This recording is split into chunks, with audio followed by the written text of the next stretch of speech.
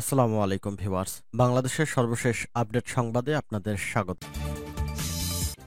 জানিয়ে দিব হাতে থাকা সর্বশেষ আপডেট বাংলা সংবাদ। প্রথমেই সংবাদ শিরোনাম, ভারত ছাড়ছেন শেখ হাসিনা। এরপর জানিয়ে দিব ওয়াশিংটন ও নিউ ইয়র্ক সফরে যাচ্ছেন পররাষ্ট্র সচিব। এদিকে শেখ হাসিনার নির্বাচনে অংশগ্রহণ নিয়ে এখনো সিদ্ধান্ত হয়নি বলেছেন জয়। আরও জানিয়ে দিব বৃষ্টি ও শীত নিয়ে আবহাওয়া অধিদপ্তরের নতুন বার্তা। সর্বশেষ জানিয়ে দিব কৃষক লীগের সভাপতি সমীর গ্রেফতার। এতক্ষণ শুনছিলেন সংবাদ শিরোনাম, এবারে বিস্তারিত। তবে অনুরোধ থাকবে ভিডিওটিতে একটি লাইক করবেন এবং কমেন্ট করে জানিয়ে দিবেন কোন জেলা থেকে আপনি আমাদের এই ভিডিওটি দেখছেন। ভারত ছাড়ছেন শেখ হাসিনা। ছাত্র জনতার তুমুল আন্দোলনের মুখে প্রধানমন্ত্রীর পদ থেকে ক্ষমতাচ্যুত হন শেখ হাসিনা।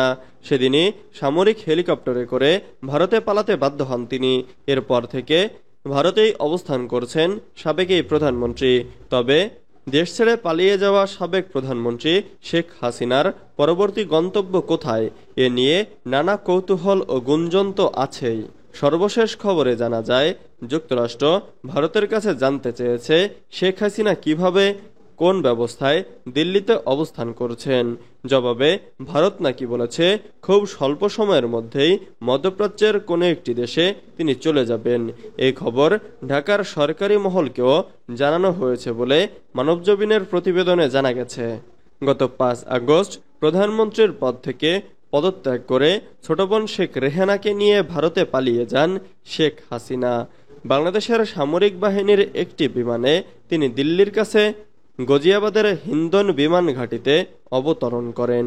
এরপর থেকে তিনি কোথায় আছেন তা আর প্রকাশ পায়নি। শেখ হাসিনার সঙ্গে থাকা কূটনৈতিক পাসপোর্টও বাতিল করে দিয়েছে সরকার। এ ধরনের পাসপোর্টধারীরা ভিসা ছাড়া ভারতে ৪৫ দিন বৈধভাবে থাকতে পারেন। ইতোমধ্যে ভারতে শেখ হাসিনা প্রায় 2 মাস ধরে অবস্থান করছেন। কূটনৈতিক পাসপোর্টে তার বৈধভাবে অবস্থানের মেয়াদ শেষ হয়ে গেছে। এখন তিনি কোন স্ট্যাটাসে দেশটিতে অবস্থান করছেন তা পরিষ্কার নয়। ভারতের পক্ষ থেকে বিষয়টি খোলাসা করা হয়নি। ওয়াশিংটন ও নিউ ইয়র্ক সফরে যাচ্ছেন পররাষ্ট্র সচিব। মাসখানেক আগে পররাষ্ট্র সচিবের দায়িত্ব নিয়েছেন পেশাদার কূটনীতিক মোহাম্মদ জসিমউদ্দিন। দায়িত্ব নেওয়ার পর প্রথম বিদেশ সফরে মার্কিন যুক্তরাষ্ট্র সফরে যাচ্ছেন তিনি। সবকিছু ঠিক থাকলে আগামী 7 অক্টোবর থেকে সপ্তাহখানেকের জন্য ওয়াশিংটন ও নিউ ইয়র্ক সফরে থাকবেন পররাষ্ট্র সচিব। পররাষ্ট্র মন্ত্রণালয় সূত্রে এ তথ্য জানা গেছে। মন্ত্রণালয়ের এক কর্মকর্তা জানান, পররাষ্ট্র সচিবের দায়িত্ব নেওয়ার পর প্রথম অ্যাসাইনমেন্টে যুক্তরাষ্ট্র যাবেন জসিমউদ্দিন। আগামী 7 অক্টোবর ঢাকা থেকে ওয়াশিংটনের উদ্দেশ্যে রওনা হওয়ার কথা রয়েছে পররাষ্ট্র সচিবের। তিনি ওয়াশিংটন থেকে নিউ ইয়র্কে যাবেন। ঢাকার একটি কূটনৈতিক সূত্র জানায়, ওয়াশিংটনে স্টেট ডিপার্টমেন্ট, হোয়াইট হাউস, ইউএসটিআর-এর জ্যেষ্ঠ কর্মকর্তাদের সঙ্গে বৈঠক করার কথা রয়েছে সচিবের। এছাড়া জাতিসংঘে বিভিন্ন কমিটির বৈঠক এবং জ্যেষ্ঠ কর্মকর্তাদের সঙ্গেও বৈঠক করবেন তিনি। বিশ্বব্যাংক ও আন্তর্জাতিক মুদ্রা তহবিলের সঙ্গেও তার বৈঠকের কথা রয়েছে। ওয়াশিংটনে সংশ্লিষ্টদের সঙ্গে বৈঠকে ব্যবসা বাণিজ্য, বিনিয়োগ, উন্নয়ন সহযোগিতা, রোহিঙ্গা, প্রতিরক্ষা, সন্ত্রাসবাদ দমন, জলবায়ু পরিবর্তন সহ বিভিন্ন ইস্যুতে আলোচনা হতে পারে। এছাড়া অন্তর্বর্তী সরকার প্রধানের দায়িত্ব নেওয়ার পর ডক্টর মোহাম্মদ ইউনূস সরকার দেশের সংস্কারের কথা বলেছেন। আর বাংলাদেশের সংস্কারে সহযোগিতা করতে আগ্রহী যুক্তরাষ্ট্র। বৈঠকে সংস্কার ইস্যু বিশেষ গুরুত্ব পাবে বলে ধারণা করা হচ্ছে। শেখ হাসিনার নির্বাচনে অংশগ্রহণ নিয়ে এখনও সিদ্ধান্ত হয়নি বলেছেন জয়। সাবেক প্রধানমন্ত্রী ও আওয়ামী লীগের সভানেত্রী শেখ হাসিনা জাতীয় নির্বাচনে প্রতিদ্বন্দ্বিতা করতে ফিরবেন কিনা সে বিষয়ে এখনও কোনো সিদ্ধান্ত হয়নি বলে জানিয়েছেন তার ছেলে সজীব ওয়াজেদ জয়। তিনি বলেন, বাংলাদেশের বর্তমান পরিস্থিতি দেখে মা বেশ বিচলিত এবং হতাশ। গত 15 বছরে তার সমস্ত কাঠামোর পরিশ্রম অনেকটাই নষ্ট হয়ে যাচ্ছে।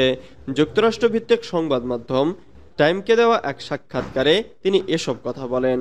কোটা সংস্কার আন্দোলন প্রসঙ্গে সজীব ওয়াজেদ জয় বলেন, কোটা আন্দোলনে আমরা সবাই অবাক হয়েছি। আমি নিজেও চেয়েছিলাম কোটা সংস্কার হোক। আমি হোয়াটসঅ্যাপ গ্রুপে বলেছিলাম 30% কোটা অনেক বেশি, তা কমিয়ে 5% করা উচিত। তখন কেউ কেউ চিৎকার করে বলল, আমরা মুক্তিযোদ্ধার নাতি নাতনি। তখন আমি মজা করে বলেছিলাম, এ কারণেই আমি 5% ছেড়ে দিয়েছি। অন্তর্বর্তী সরকার প্রসঙ্গে তিনি বলেন, যদি তারা 1 বছর বা 18 মাস দেশ চালাতে চায় তাহলে আমি বলবো এটা সঠিক সিদ্ধান্ত। কোটা সংস্কার আন্দোলনে আইনশৃঙ্খলা বাহিনীর গুলিতে 5 শতাধিক মানুষ নিহত হন, আহত হন কয়েক হাজার, যে কারণে আওয়ামী লীগকে নিষিদ্ধের দাবি উঠেছে। এ ব্যাপারে সজীব ওয়াজেদ জয় বলেন, বাংলাদেশের সবচেয়ে পুরনো ও বৃহত্তম রাজনৈতিক দলকে কিভাবে নিষিদ্ধ করবেন? এটা আইনত সম্ভব নয়। বৃষ্টি ও শীত নিয়ে আবহাওয়া অধিদপ্তরের নতুন বার্তা।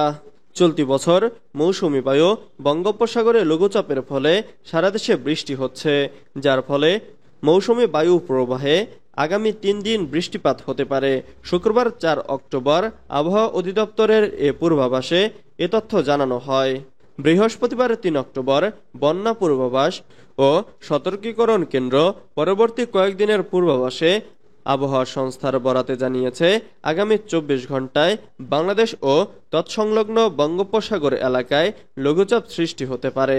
ফলে আগামী 3 দিন পর্যন্ত বরিশাল ও খুলনা বিভাগের উপকূলীয় নদীসমূহে স্বাভাবিকের থেকে কিছুটা অধিক উচ্চতার জোয়ার হতে পারে। অন্যদিকে আবহাওয়া অধিদপ্তরের আবহাওয়াবিদ শাহিনুল ইসলাম দেশের একটি গণমাধ্যমকে জানিয়েছেন, দেশ থেকে মৌসুমি বায়ু বিদায় নিচ্ছে।